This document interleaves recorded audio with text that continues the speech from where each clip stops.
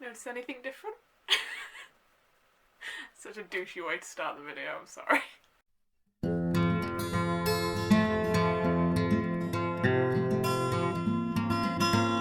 Hi, it's Jade, and in the month of January I managed to read 6 books, which is not bad for the start of the year. So I think going forward I may revert back to my old audiobooks first and then my physical books, but for this month we're just going to go in the order of the way I read them. So the first book that I read in January was Hagseed by Margaret Atwood. I listened to this as an audiobook. I gave it 3 stars and it has fulfilled one prompt in my Pop Sugar Challenge, which is a book that I know nothing about, which obviously I didn't know anything about it going in, other than the fact that it was written by Margaret Atwood, who wrote The Handmaid's Tale. As I said earlier, I gave this a 3 star. I did enjoy it. It took me a embarrassing amount of time to realise that this was a retelling of The Tempest. And when I say embarrassing, I mean literally I think we were in Act 3 before I was like, oh my god. They're not just doing The Tempest in this book. This is a retelling of The Tempest. It's a play within a play. My only excuse for that really is that The Tempest is probably one of Shakespeare's plays that I am least familiar with. But anyway. It's not really an excuse. I mean, I didn't read the blurb going into this. If you read the blurb, it basically says that it is a retelling of The Tempest. But I went into it blind because I didn't want to know anything about it. All I knew was that it was by Margaret Atwood. So yeah, enjoyed it. I may have got more out of it if I knew the plot of The Tempest better and then could pick that up. So maybe a re-listen would put it higher in my rankings, but it was still enjoyable and it was still something that I would probably recommend. The next book I read, I don't currently have my physical copy because I've lent it to a friend. That is Bunny by Mona Awad, if I am pronouncing that correctly. Probably not, because I never do. I gave this a 4 star. I really enjoyed this book. This is, it was, I don't know if you can count it as dark academia, because the whole sort of concept of the bunnies is very bubblegummy and candy floss and cupcake and stuff like that. But it is I don't know, light academia maybe with a cult undertone. Can you have those two things? Anyway, it was basically everything that I like in academia books. The plot of the book is in this highly selected MFA program in a university called Warren University. There is a group of girls who call themselves bunnies. They are all part of the creative writing master's degree, and so you have this group who call themselves bunnies and then our protagonist who is sort of separate from them. And the thing that I was slightly worried about this falling into being just a takedown of the popular girl trope of I'm not like other girls but there's no cross-examination of that didn't happen. It was a takedown of both the popular girl, mean girl trope and the I'm not like other girls trope, which was really good. There was also a supernatural element that I did not think was going to happen going into this, and some of the twists I just did not see coming, and I really enjoyed that. This, for a thriller that isn't centred around murder, it was so thrilling. It was so... I was wrapped the entire time I was reading it, and so this definitely deserved the 4 star from me. I don't know why it wasn't quite a 5 star, but once again, it may be one that goes up in my rankings on a reread. It's definitely one that I want to reread and that will be going on my shelves permanently. So good. After that, I read another thriller, which was Invisible Girl by Jewell. This fulfilled the Pop Sugar prompt of a book by an author that you read last year. I read The Family Upstairs last year by Jewell. I didn't like this one as much, but it was still a 3 star, still an intriguing thriller, and a good analysis of toxic masculinity as it applies to different types of men. So the sort of plot of this book is that you have a family that have moved into temporary accommodation in a very upper class part of London. They're from a lower class part of London, but their flat that they own has, I think, like a subsidence or a very bad mold problem, or there was a flood or something. But anyway, the entire place has to be renovated. So the whole family move to this upper class apartment that they're renting because they're like, well, we've been given a budget, why not try like just living in a place that we could never afford if we were trying to buy it. And whilst they're living here, a girl, the invisible girl, goes missing. Her name is Sapphire Maddox, and she goes missing from like across from them. And there's a whole, as with thrillers, there's a person that they're really trying to make you think it is, and there were times in this I was like, well, maybe it is actually this person. And the person that it is pinned on is this family's next door neighbour, a man called Owen Pick, who is I'm going to say incel, even though that is a very, like, he falls in with an incel crowd at one point in this book. And it was a very good discussion on what is an incel and what is just an awkward person who doesn't necessarily know that they carry these toxic traits, and like the difference between that and like becoming radicalised on the internet and stuff like that. There were so many good parts of this. However, it's just, I think it was only a 3-star for me because it's not a book that I think I'm going to read again. It was interesting as I was reading it, but there were points in time that I was getting a little bit, not bored, but there were certain bits where I feel like some of the twists weren't really led up to all that much. Like, there was this whole running through line that something awful had happened to Sapphire when she was a lot younger. And then, whilst the thing that did happen to her was awful, what it was built up to be wasn't quite, like, maybe this is me being insensitive, but it was like made out to be this massive, huge, life-altering thing, which, yes, clearly it was, but when it was then finally revealed, it was a bit like, oh, okay.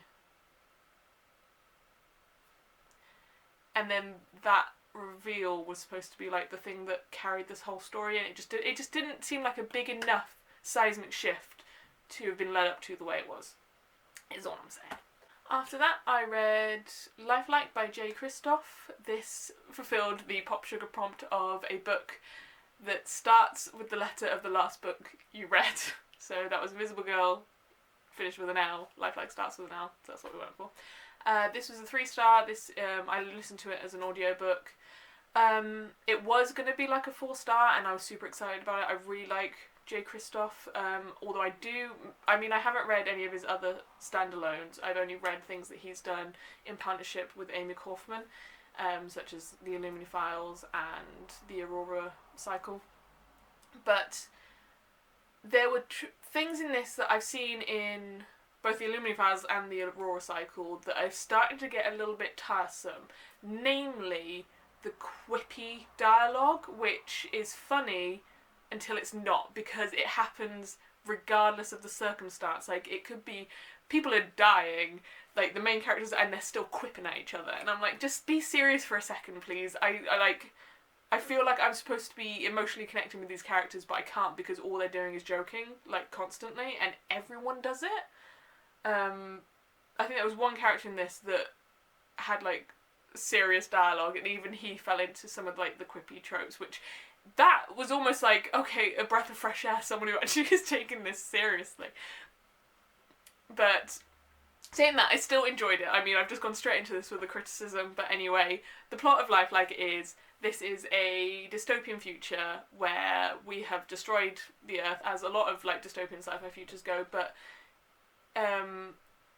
it's also a world in which AI and machines are just commonplace. Almost everyone has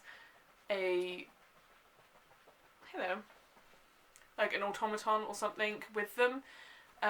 You have 3 main separate types. You have Logica, who are automaton that have an AI, are still constrained by the 3 laws. That's a very big thing in this, is the 3 laws of robotics. You have Machina, who are machines that are piloted by people. anyway, you know what I mean. Like, all I'm thinking of is Evangelion, but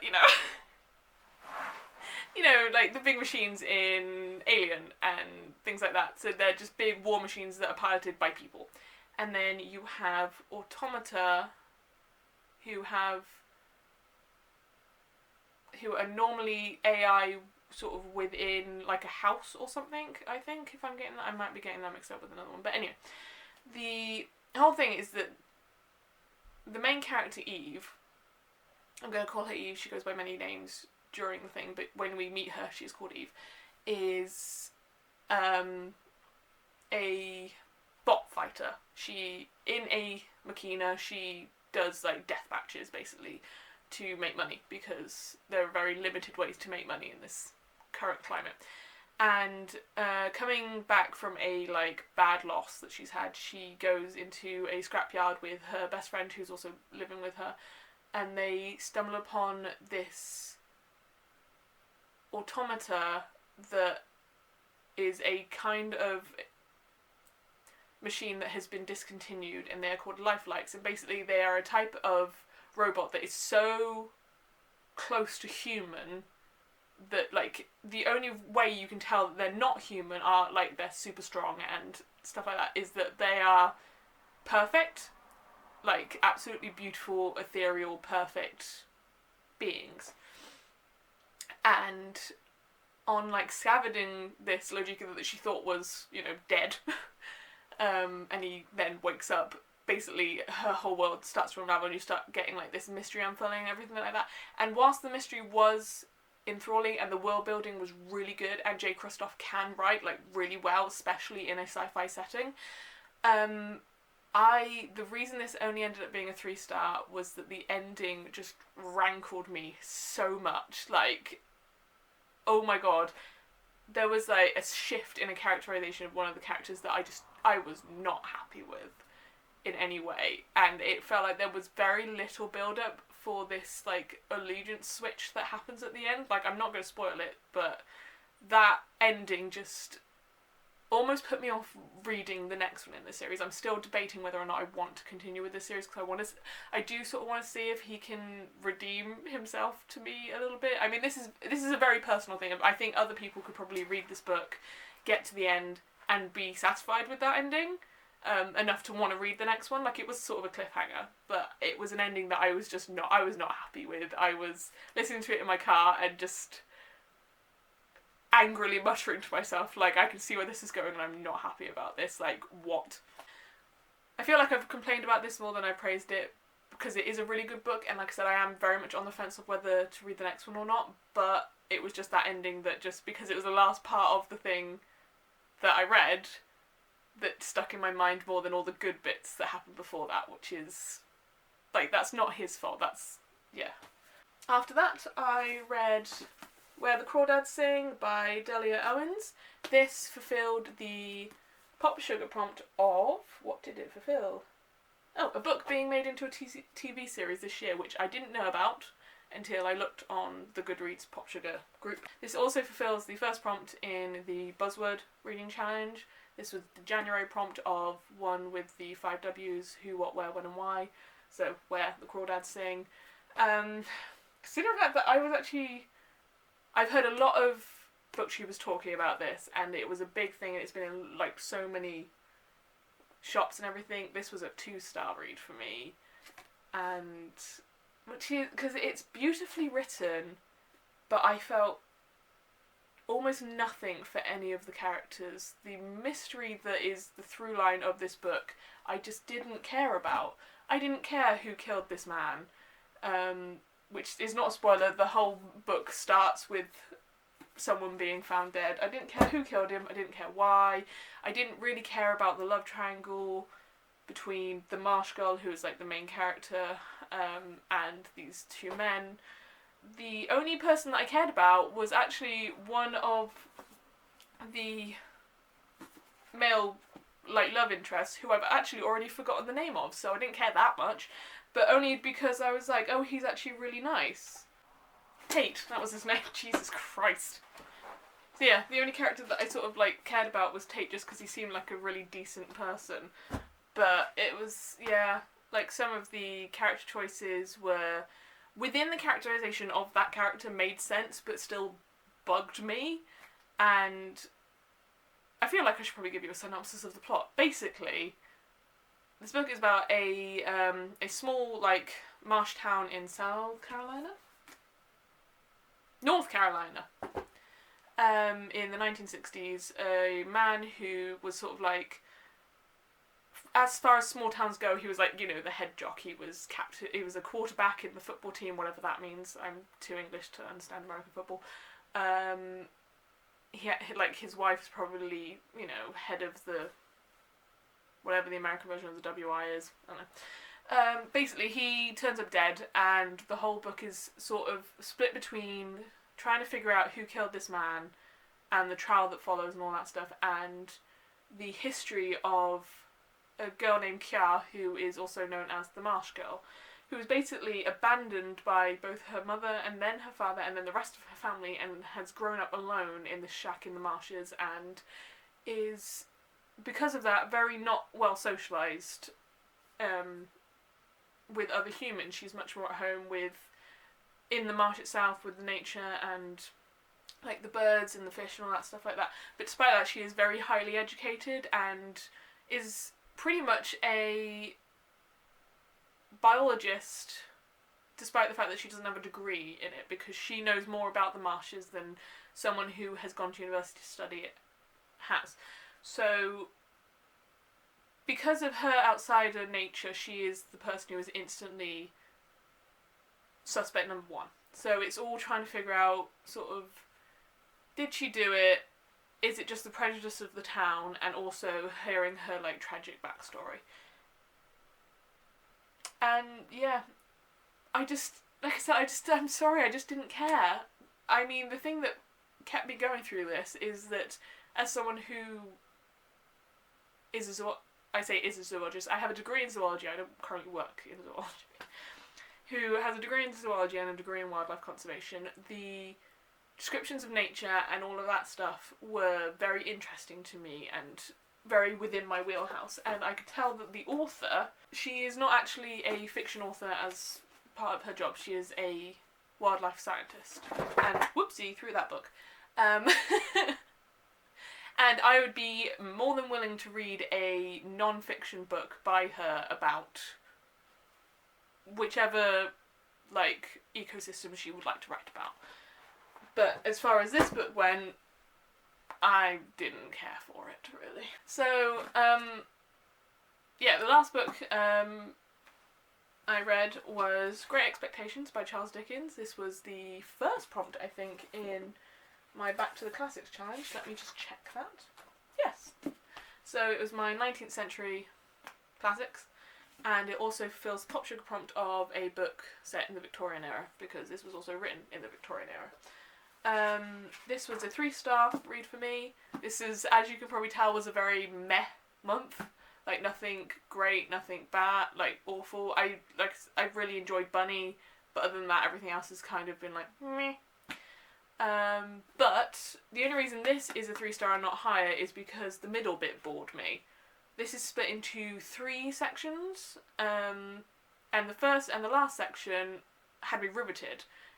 Was really funny, really well written, and I mean, I haven't put that many, like, little tabs in here, but these are all either passages that I found really nicely written or just brought up ideas that were really good. But the middle bit is, like, completely void of any tabs, because, yeah, well, I'll give you the plot of Great Expectations. Basically, the story of Great Expectations follows Pip, who was born, well, he's an orphan, is being raised by his sister and her husband, who is a blacksmith, and he's going to be apprenticed to said blacksmith, and just live a very normal life of no great import, really. His sister is highly abusive. His brother-in-law is a very nice, very sweet man. Really liked Joe as a character. Until one night, he, going out and wandering the marshes. I've read 2 books that involve marshes very heavily this month. Only just noticed that.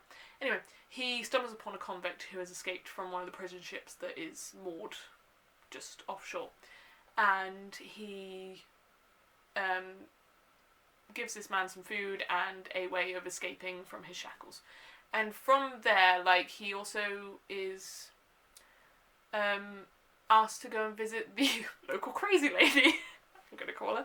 She's a great lady called Miss Havisham, who, as a character, is so interesting to me. I really like Miss Havisham's character.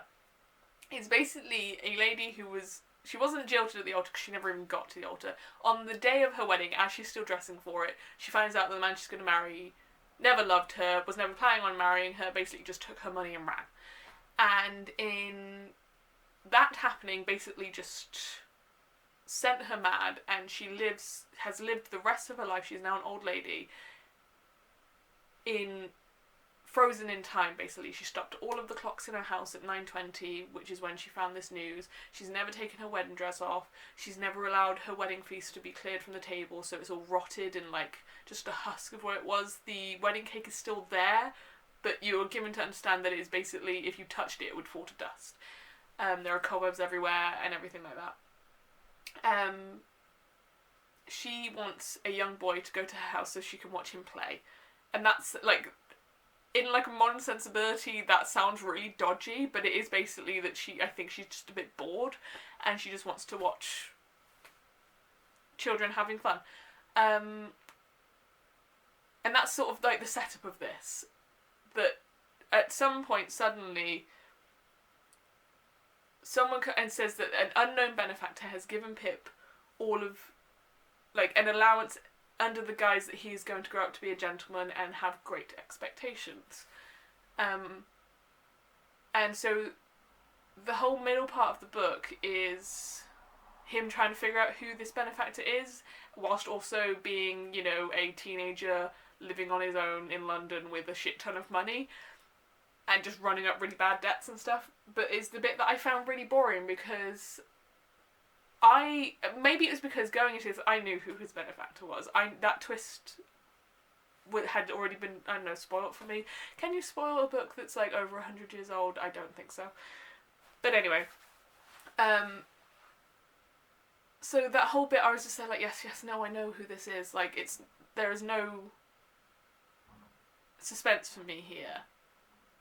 The first section of the book I found really interesting because you were introduced to these really interesting characters. You had the kind-hearted Joe, you had the awful sister, you had Miss Havisham, this, like, insane lady, you had her ward Estella, who has been raised by Miss Havisham to basically never fall into the same trap as what she did, and so instead she's raised Estella to do the opposite and basically string men along and then break their hearts. And I don't know, as like a concept, it was quite interesting. And then you have Pip, who is this main character who is a little bit of an everyman. I mean, agreed. And then the third part was really interesting to me because there were loads of other twists that I didn't know about, and a whole bunch of connections that, like, suddenly come out of nowhere that I was like, oh my god, wow, okay. So yeah, 3-star for me in that I am very used to thinking of Charles Dickens as very doom and gloom, because he wrote a lot about the working class and how awfully they were treated in Victorian society, which is very true and was a very important thing to be writing about at the time. Didn't realise he was quite so funny until reading this. There were multiple times where I laughed out loud reading this book, and I didn't see that coming. So yes, that was my... Whoa, had a brain aneurysm. Yes, so that was my January wrap-up. That's everything I read in January. There is a hair that shouldn't be where it currently is. Fixed it. Yeah, a 3-star month if there ever was one, which is just a very month for me. The way I rate things is that basically everything before I start it is a 3-star, because it could be amazingly written, like technically sort of like a flawless book, but I could just have no emotions either way about it, therefore it's 3-star, and that is like just smack bang in the middle of a very kind of thing. I didn't hate it, I didn't love it. And it's, the more I read it, the more stars could be sort of detracted in my head of, this is starting to annoy me, I don't like this, it's going down in my expectations, taking stars off, or I'm really enjoying this, this is great, and stars go on. So it's like, it's 3-star unless I have strong emotions either way. So I'll never rate a book that I just was sort of like, about incredibly lowly, unless, yeah, it has to be like quite badly written, or I just like actively hated it for it to be a 1 or 2 star. Which makes it sound like Where the Crawdads Sing should probably have been a 3-star, but I was indifferent to it to the point that it was starting to annoy me, which is why I then went down to a 2. I don't know why I'm like trying to... Anyway, weird disclaimer over. I don't know why I felt the need to put that in there, but anyway, that's the the end of this video.